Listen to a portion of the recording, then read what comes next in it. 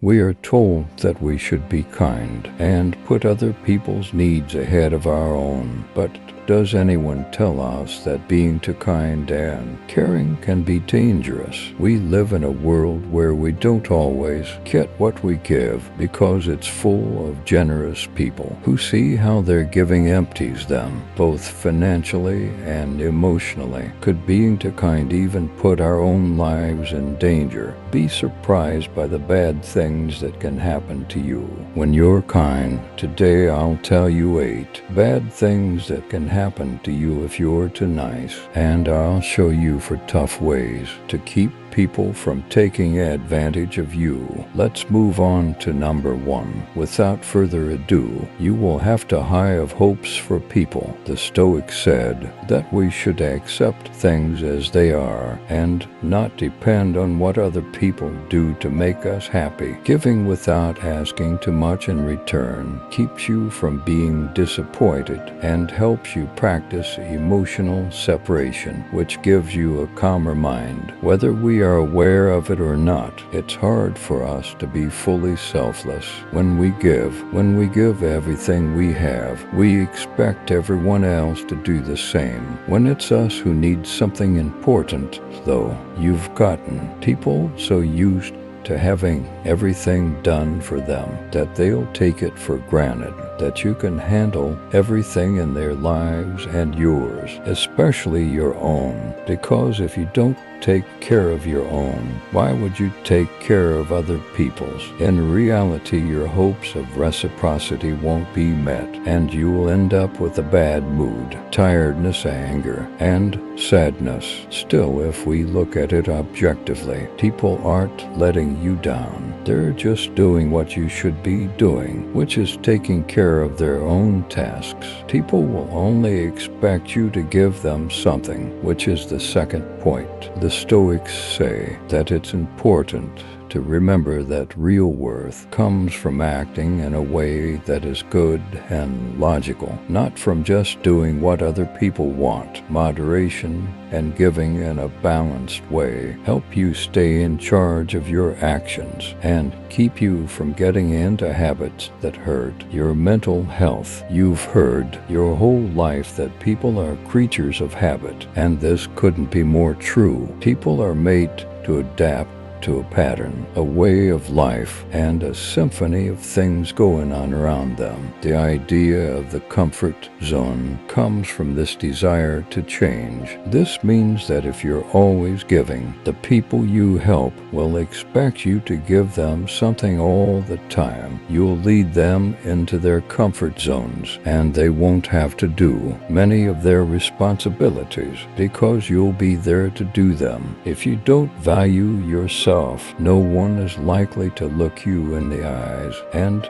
tell you to think more about yourself. At least don't expect this kind of empathy from the people you help, because they'd stick to their own Robin Hood, which would cost them a lot in their lives. Third, your goals will not be taken into account. The Stoics said that it's important to live by reason and virtue, to set limits, and to put our own responsibilities first. If we want to stay in balance and not give up our identity and well-being for other people, if you put everyone else's needs before your own, you may end up running away from something inside you that hurts and scares you. How do you feel when you spend the weekend alone or come home every day knowing no one is there to greet you? If you're doing so many different things because you want to get away from yourself, the blow will be twice as hard, because on the one hand, you'll have to face yourself sooner or later, and on the other, your bad mood will get worse as you start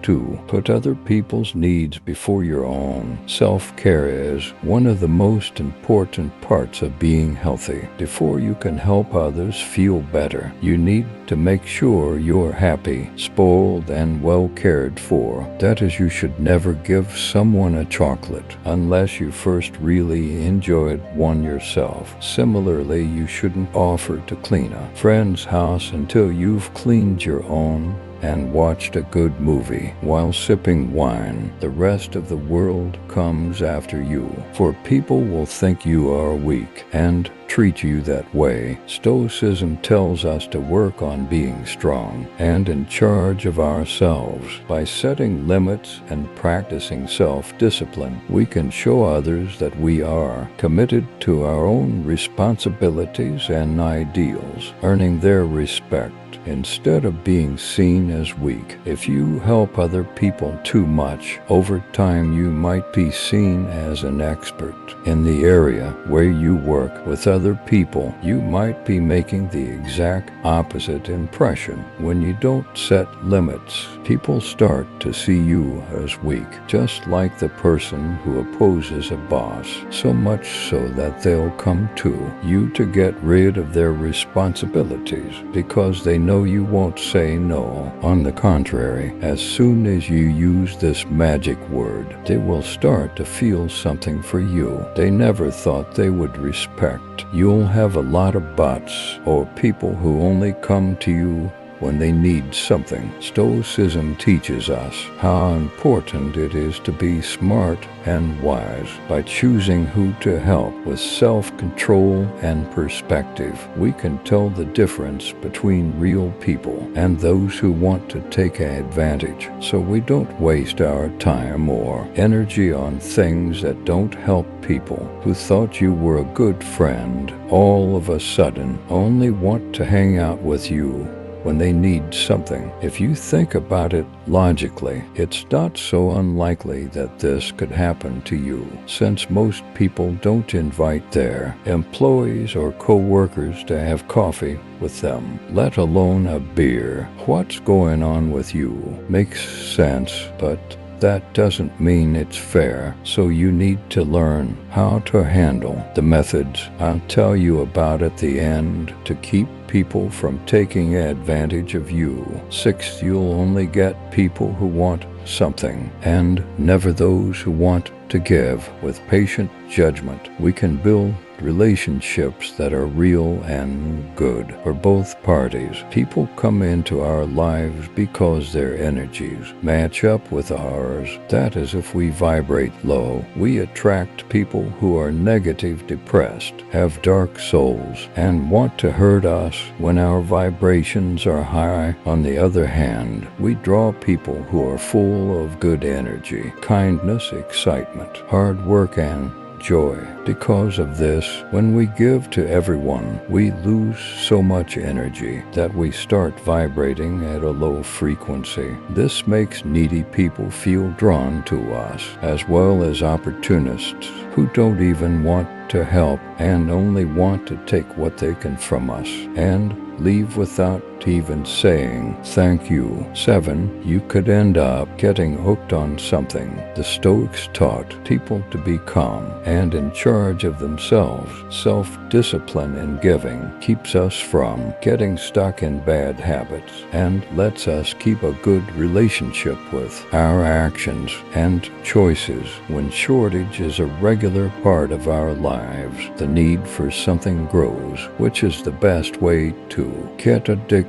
So one day someone close to you might notice that you drink too much, and not just spring waiter. They might also notice that you eat too much or even gamble too much. Pay close attention to what someone who cares about you says, because your first instinct may be to get mad at them and tell them you don't have any problems, but this is how people usually act when they are so caught up in their own problems that they can't see that they have one. Always remember that people who care about you want what's best for you, so pay close attention to what they say, because they're trying to help you stop falling and move forward. No point 8, you'll make people think twice. Stoicism tells us to do good things, no matter what other people think of us. By focusing on living in line with our beliefs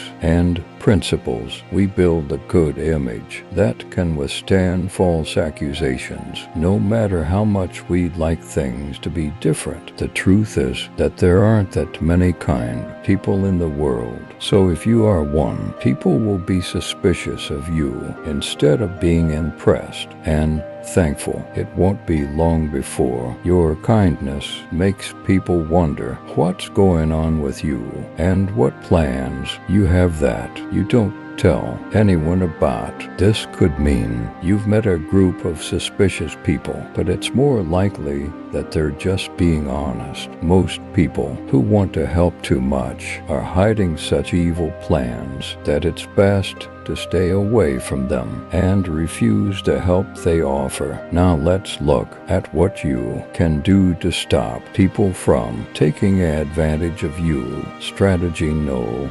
1. Pay attention to how you feel, because it's telling you something based on the Stoic idea of self-awareness. Pay attention to how you feel. The Stoics thought it was important to think about yourself, to understand your feelings and wants. By paying attention to your feelings, you can tell if you're giving too much and wearing yourself out mentally. This lets you change your focus and find a good balance. How does it make you feel to help other people? Thinking about yourself and putting yourself first is such a kind thing to do that you should feel like you're walking on clouds when you do it. So if you feel too busy, tired, angry, or used, it's time to listen to how you feel. If something you don't have to do makes you feel so bad, you shouldn't lie to yourself about it. Instead, find out how the help you're giving affects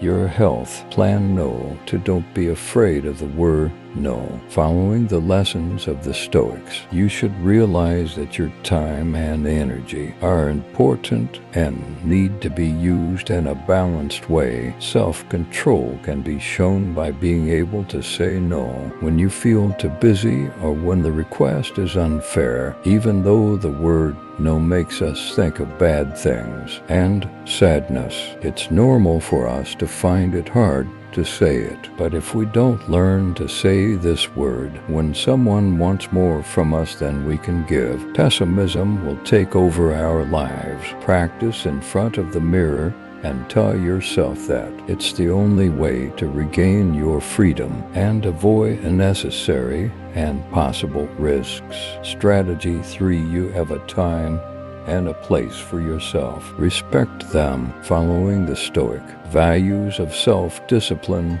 and self-respect. It's important to give yourself time and room to take care of yourself. Do what you like exercise, drawing, listening to music, or having a cup of tea, or anything else that gets you going. Finish your responsibilities as soon as you can, so you can try this out. You should take this very seriously, so seriously that you should schedule this time every day or every week. So if someone asks for your help at that time, they need to be very kind and helpful to you, not to the person. So without remorse, you tell them no and enjoy that time and space just for yourself. If you don't want to be so direct, you can offer to help at a different time, but make it clear that you will only be able to help for a short time because you have other things to do. Strategy No.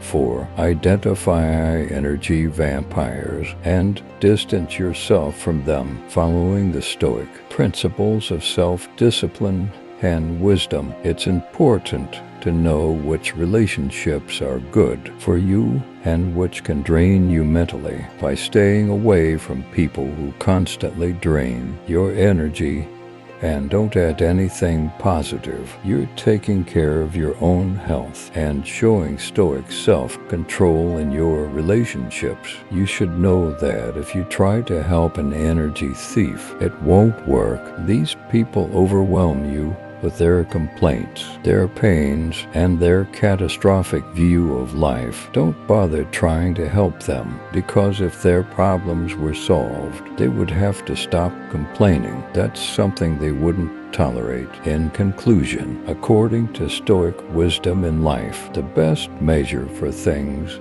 is always the middle ground, and generosity is no exception. If we give too little, we come across as selfish and greedy, while if we give excessively, we end up completely drained of energy, time, and probably money as well. So lean toward the grays, which are still the best choices for finding a balance between putting other people's needs first and putting your own needs first. And if you're ever unsure, just remember the magic word no. Even more so, if they offer to drive you home from the window of their car. We've reached the end of this journey, and I sincerely hope these tips will be of great use to you. Don't forget that you are a crucial part of this channel. So if this video has helped you, made you think, or you've learned something, give it a thumbs up so that more people can discover the powers of Stoic wisdom. Thanks for watching.